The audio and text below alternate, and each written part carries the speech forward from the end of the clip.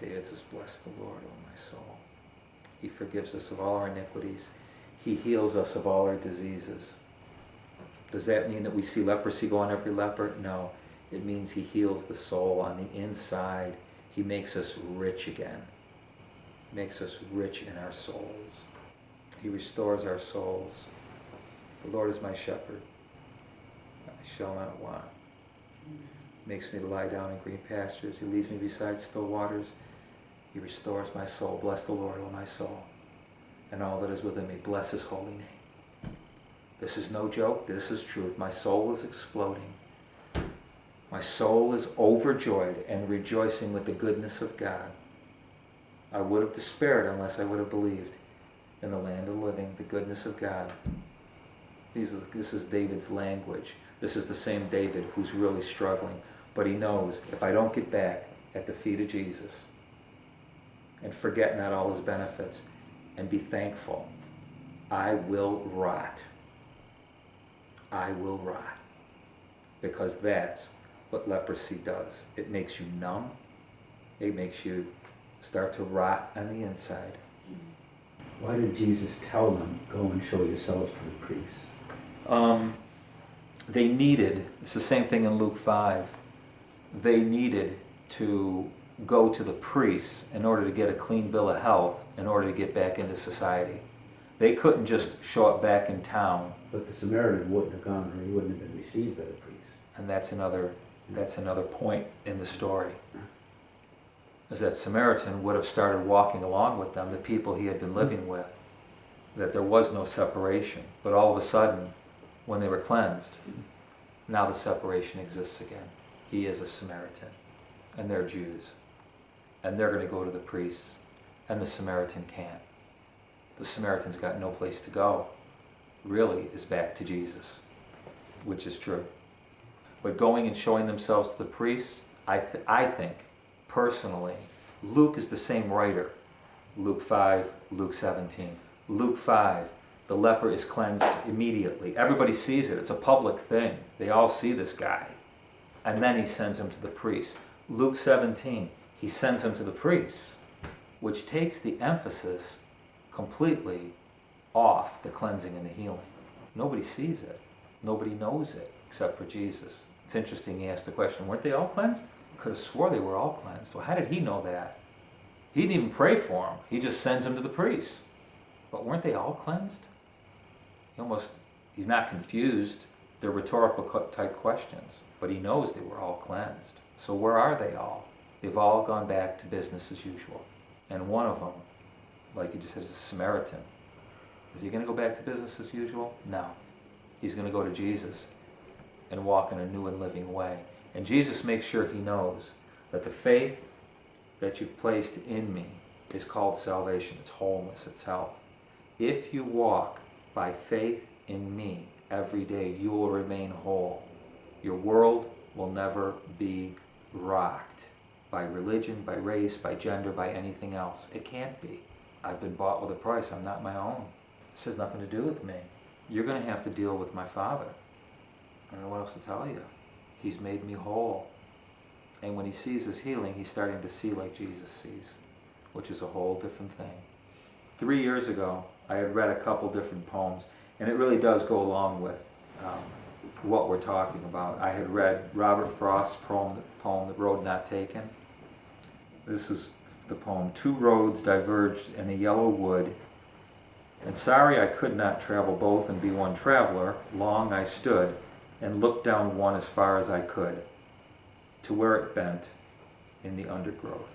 Then took the other, as just as fair, and having perhaps the better claim because it was grassy and wanted wear, though as for that the passing there had worn them really about the same. And both that morning equally lay, in leaves no step had trodden black. Oh, I marked the first for another day, yet, knowing how way leads on to way, I doubted if I should ever come back.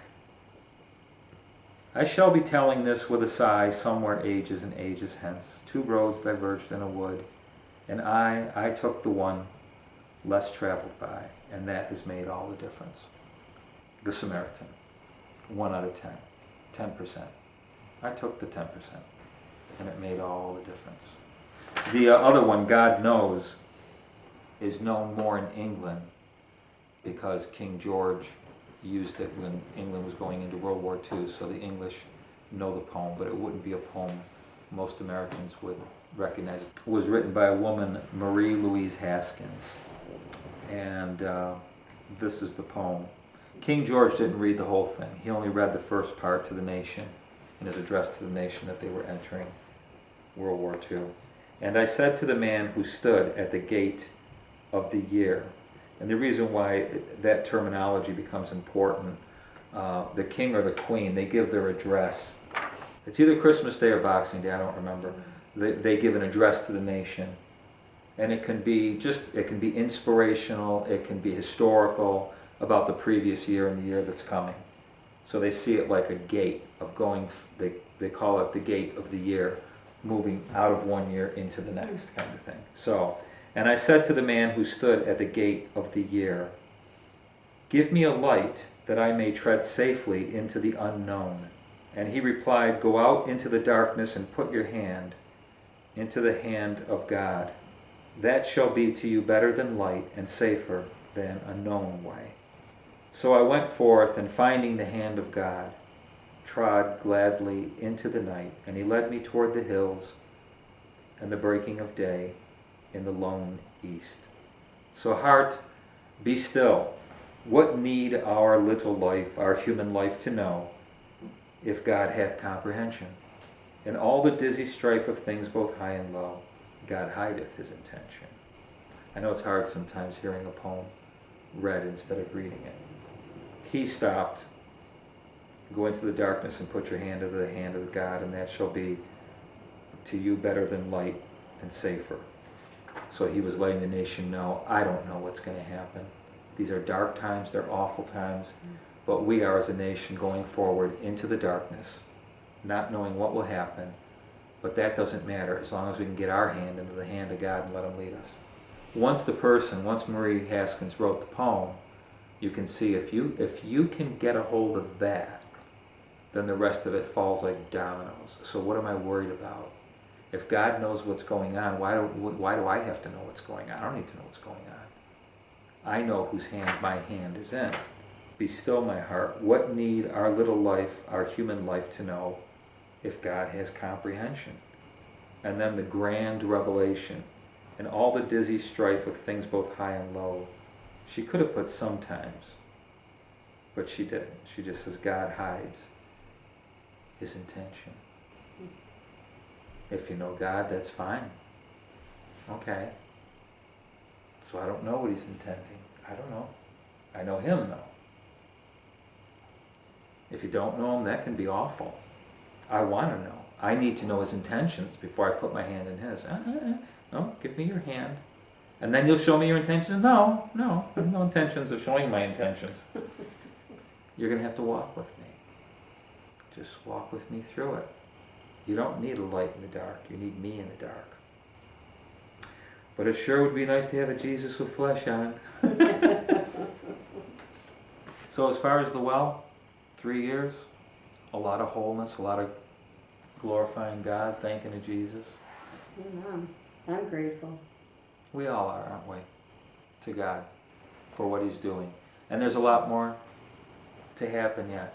Talking about spiritual development, that which comes in flows out again.